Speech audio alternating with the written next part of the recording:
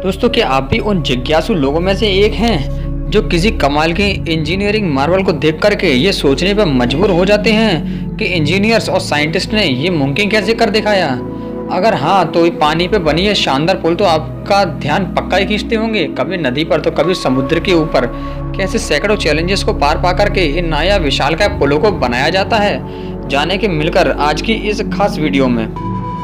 दोस्तों, हम सब ये तो जानते ही हैं कि पानी पे बने ये पुल हमारे जीवन का एक अहम हिस्सा है, क्योंकि अगर ये ब्रिज ना होते तो कई सारे शहर, गांव और कस्बे आपस में कटे ही रहते। इन ब्रिजेस की मदद से हम पानी के ऊपर से निकल करके अपना समय और ईंधन दोनों ही बचा लेते हैं। लेकिन इतना काम करने के अलावा दुनिया भर में चलती नदी पर बनने ऐसे कई ब्रिज हैं जो मशहूर हैं, कुछ अपनी इंजीनियरिंग के लिए तो कुछ अपने आकार और कुछ अपने हिस्टोरिकल इम्पोर्टेंस की चलती। इंजीनियरिंग डिज़ाइन के आधार पर पानी पर बनने वाले ये पुल कई तरह के हो सकते हैं। किसी भी ब्रिज का निर्माण जगह के आधार पर किया जाता है।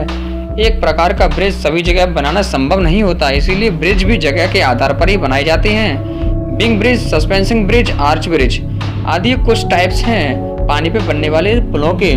कोई भी पुल तब तक भार सहन कर सकता है जब तक उस पर पड़ने वाला भार डायरेक्ट या फिर इनडायरेक्ट तरीके से जमीन के अंदर ट्रांसफर हो जाए। एक ब्रिज पर लाखों टन का भार हो सकता है, लेकिन वह फिर भी मजबूती से खड़ा रहता है, क्योंकि सारा भार खंभों पर टिका होता है और खंभों से होता हुआ वो जमीन के अंदर चला जाता है, जिससे ब्रिज को कोई नुकसान नहीं होता है। लेकिन दोस्तों, पानी पे बनने वाले किसी भी ब्रिज की सबसे बड़ी चुनौती में उसकी फाउंडेशन बनाना ही होता है, और पानी जितना गहरा हो ये चैलेंज उतना ही बड़ा हो जाता है। फाउंडेशन मजबूत होना बहुत ज़रूरी है, क्योंकि आखिर ये पिलर ही तो होते हैं जिनके दम पर इस ब्रिज को स्थिर रखा जाता है। तो कैसे करी जाती है इस फाउंडेशन की बनाने की शुरुआत, आइए समझते हैं। तेज बहाव वाली नदियों के ऊपर पिलर खड़ा करने के ऊपर इंजीनियर सबसे पहले एक स्ट्रक्चर तैयार करते हैं, और उसको बनाते समय पानी की अधिकतम और न्यूनतम गहराई, पानी के बहाव की गति, पानी के नीचे की सॉइल और उसका भार, पुल पर चलने वाले वाहनों का भार आदि बारीक से बारीक चीज़ों का हिसाब लिया जाता है। इसके बाद पुल की नींव का प्रकार तय किया जाता है, जिसके हिसाब से नींव भरी जाती है। इस नींव को कॉफर डैम कहते हैं।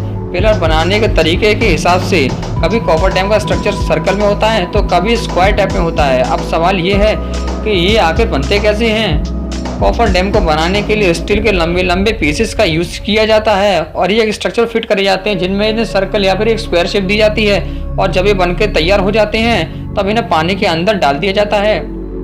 दोस्तों, स्टील के स्ट्रक्चर को मशीन की मदद से धीरे धीरे पूरी तरह एहतियात से पानी के अंदर डाल दिया जाता है, ताकि ये उसमें अच्छी तरह से सेट हो जाएं। इसके बाद मोटर और पंप के जरिए इस पूरे स्ट्रक्चर के अंदर के पानी को बाहर निकाल दिया जाता है, जिसकी वजह से यहाँ पर एक सूखी खाली जगह बन जाती है।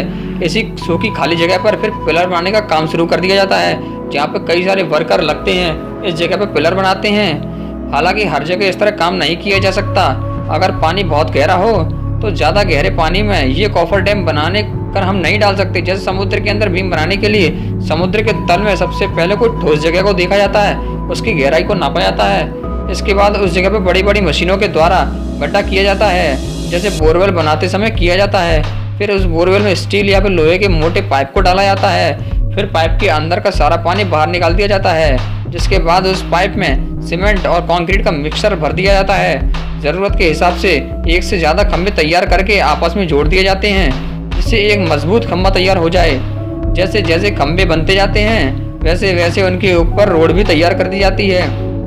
जब दो खंभे बनकर तैयार हो जाते हैं तब सबसे पहले बड़ी बड़ी मशीनों के द्वारा बड़े बड़े उन खंभों को जोड़ दिया जाता है, और ये सीमेंट कंक्रीट के ब्लॉक किसी दूसरी जगह पर तैयार करे जाते हैं। ब्रिज का आधा काम बाहर कारखाने में किया जाता है, और आधा काम समुद्र या नदी जहाँ पे पुल बन रहा हो उसके ऊपर। बड़े बड़े सीमेंट के ब्लॉक्स को समुद्र में ले जाने के लिए बड़ी बड़ी शिप्स को काम में लिया जाता है। वहाँ पर पहुँचने के बाद क्रेन के द्वारा इन ब्लॉक्स को ऊपर उठाया जाता है, और फिर स्टेप बाय स्टेप ब्रिज का निर्माण किया जाता है। वहीं दोस्तों, कई सिचुएशंस में फ्लोटिंग इन कॉफर डैम्स भी बनाए जाते हैं, जिसमें या तो उसके नीचे कुछ ऐसी मशीनें फिट कर दी जाती हैं जो पानी के ऊपर तैरती रहती हैं, या फिर जहाज़ की मदद से इन्हें एक जगह से दूसरी जगह पर भेज दिया जाता है, जिसके बाद इन्हें रोटेट करके पानी के अंदर डाल दिया जाता है। दोस्तों, इस पूरी प्रक्रिया में काफ़ी समय लगता है, और ये काम थोड़ा खतरनाक भी होता है। लेकिन दोस्तों, जितने भी लोग इस तरह के काम में लगे होते हैं वो काफ़ी प्रोफेशनल्स होते हैं, चाहे वो वर्कर्स हो या फिर इंजीनियर्स। सभी को इन कामों का काफ़ी अनुभव होता है, जिसके बाद ही उन्हें ऐसे जटिल प्रोजेक्ट्स के काम में भेजा जाता है। क्योंकि अगर ये ब्रिज किसी नौसिखी के द्वारा बनाए गए तो उसका खामियाजा कई लोगों की मौत से भुगतना पड़ सकता है। अब हमारे अपने ही देश के मुंबई शहर में स्थित वाटर टावर सीलिंग को ले लीजिए। इस 5.6 किलोमीटर लंबे स्टील के इस स्ट्रक्चर को इंजीनियरिंग का बेहतरीन नमूना कहा जाता है, लेकिन पानी के ऊपर इसे बनाना आसान नहीं था। ये एक बहुत ही लंबा और चुनौती भरा सफर था, जिसे 11 सालों की मेहनत के बाद और लगभग 2.25 लाख करोड़ के खर्च के बाद हमारे इंजीनियर्स ने पूरा कर दिखाया। तो दोस्तों, अब तक तो आप समझ ही चुके होंगे कि इस तरह के ब्रिज बनाने में इतने पैसे क्यों खर्च होते हैं। ऐसे में ब्रिज बनाने में खर्च के साथ साथ काफ़ी समय भी लग जाता है, लेकिन इसके बावजूद भी कई बार ब्रिज फेल हो जाते हैं। इस चीज़ से बचने के लिए प्रॉपर तरीके से ब्रिज बनाना बहुत ज़रूरी होता है, और ऐसे में वो सभी एहतियात बरते जाते हैं जो ज़रूरी हों। तो दोस्तों, आज की इस वीडियो को देखने के बाद आपने पानी पे बनने वाले ब्रिजेस के बारे में क्या सोचा, कमेंट करके ज़रूर बताना। और अगर आप चैनल पर नए हैं तो इसको सब्सक्राइब ज़रूर करें।